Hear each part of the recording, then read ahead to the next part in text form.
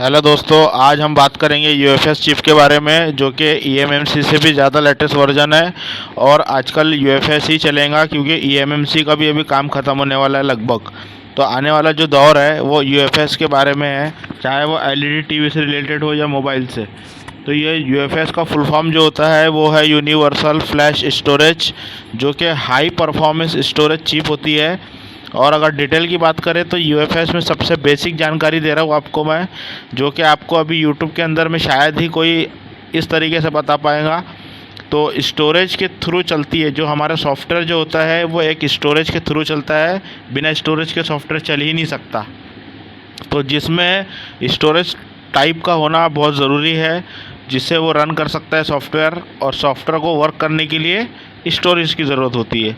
तो स्टोरेज के बहुत सारे टाइप होते हैं, जैसे हार्ड डिस्क हो गया, जैसे कि आप देख पा रहे हैं, portable hard disk, normal hard disk, external hard disk, pen drive, memory card, SSD, graphics card. तो अलग अलग तुम्हारी मेमोरी कार्ड जो आती थी, कार्ड रीडर। तो ये सब जो है ये स्टोरेज टाइप होता है। और ज़रूरी नहीं है कि तुम्हारे ईएमएमसी और तुम्हारा यूएफएस ही तुम्हारा चिप स्टोरेज टाइप में आता है, ऐसा नहीं है। कंप्यूटर की रैम वगैरह आती है।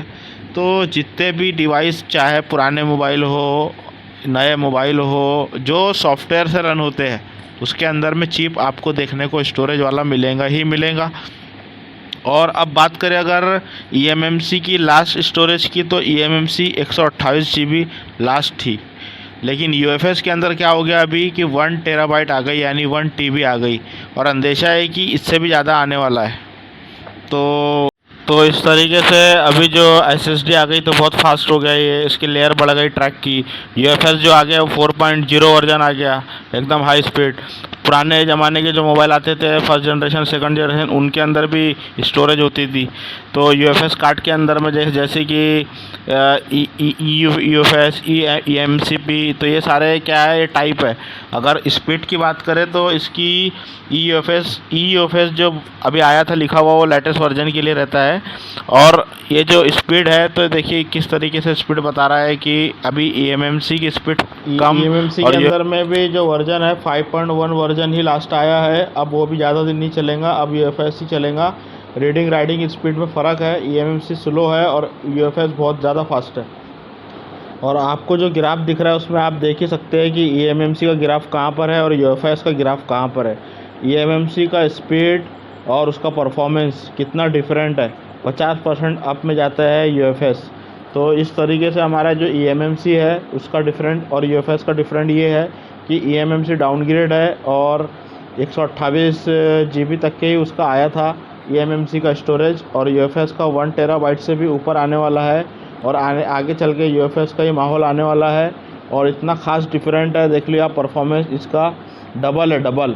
जैसे कि आप और पढ़ रहे हैं कि आरपीएमबी सिक्योरिटी सॉल्यूशन टेक्नोलॉजी, यानी कि अभी 4.0 जो वर्जन आया है यूएफएस का, ये बहुत ही, इसमें आरपीएमबी क्लीन करना बहुत ज़्यादा मतलब एक टास्क हो गया है। जैसे कि हम ईएमएमसी वगैरह चेंज करते तो कितनी मुश्किलें आती थी, परेशानी आती थी, बट यूएफएस के अंदर में तो और लफड़ा हो गया है। ईएमएमसी में फिर भी हम कैसे ना कैसे करके उसमें परेशानी करके चेंज कर देते थे, पर यूएफएस के अंदर में हाई सिक्योरिटी के कारण, कि जैसे कि कोई डाटा, इंटरनली डाटा होता है इसके अंदर में यूज़र का, तो अपडेट के कारण इसकी सिक्योरिटी डबल टिबल हो गई है। जिसके कारण अब तो इम्पॉसिबल हो जैसा हो गया है कि इसको चेंज कर सके, क्योंकि यूज़र की हाई सिक्योरिटी मिसयूज़ ना हो सके, इसके लिए इन लोग इतना इंतज़ाम करते हैं। हर दिन अपडेट, हर दिन हाई सिक्योरिटी इसकी बढ़ती ही चली जा रही है। तो आरपीएम भी थोड़ा बहुत मुश्किल हो जाएगा इसमें। और ये अपना यूएफएस को चेंज करना थोड़ा मुश्किल हो जाएगा। और इसके जो इन्हेंस परफॉर्मेंस है यूज़र के लिए काफ़ी अच्छा है। अब बात करें अगर ईएमएमसी के स्पीड के ऊपर में, जो घमासान चलते रहता है, तो ईएमएमसी जो है 5.1 पे ख़त्म हो गई और पैरेलल इंटरफेस में आती है। इसको शायद रीड कर सकते हैं और या तो राइट कर सकते हैं, बट यूएफएस जो है वो सीरियल इंटरफेस में आती है, इसको रीड एंड राइट दोनों कर सकते हैं।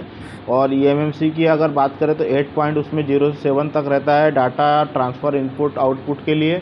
और इसमें बसेस जो होती है यूएफएस के अंदर में, आप जैसा देख पा रहे हैं कि 8 बसेस है, 1 2 3 4 8 बसेस है। तो इसमें रीड एंड राइट भी हो जाता है और ऊपर से ईएमएमसी से ज़्यादा फास्ट भी है। तो बस यही एक मेजर डिफरेंस है इसके अंदर में।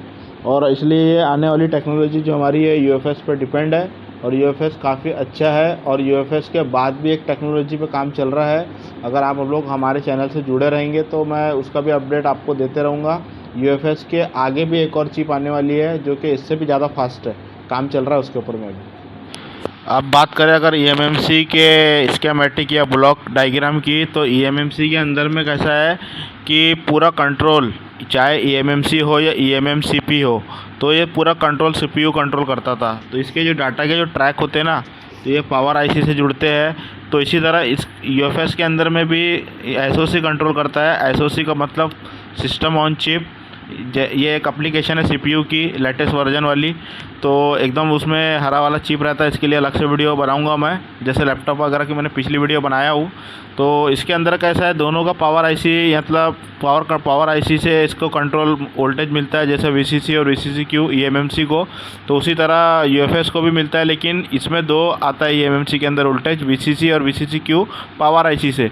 लेकिन इसके अंदर में 3 आता है यूएफएस के अंदर में, एक वीसीसी, वीसीसी-क्यू और वीसीसी-क्यू2। तो इस तरीके से इसका डिफरेंट है। मैं आगे चल के इसके ऊपर डिटेल वीडियो लाऊंगा। तो इस तरीके से जो आपको ये जाली दिख रही है जिसको स्टेंसिल बोलते हैं, इसके अंदर अलग अलग वेरिएंट है। जैसे ईएमएमसी की बात करें तो 4 वेरिएंट है। पहले आते थे 4 वेरिएंट, जैसे कि 254, 186, BGA 221, 162। तो इस तरीके से इसके वेरिएंट आते थे। और यूएफएस के अंदर में कैसा है कि यूएफएस के अंदर में अगर मैं डायरेक्ट पॉइंट की बात कर रहा हूँ, यूएफएस के अंदर में 3 तरह के वेरिएंट आए, ठीक है।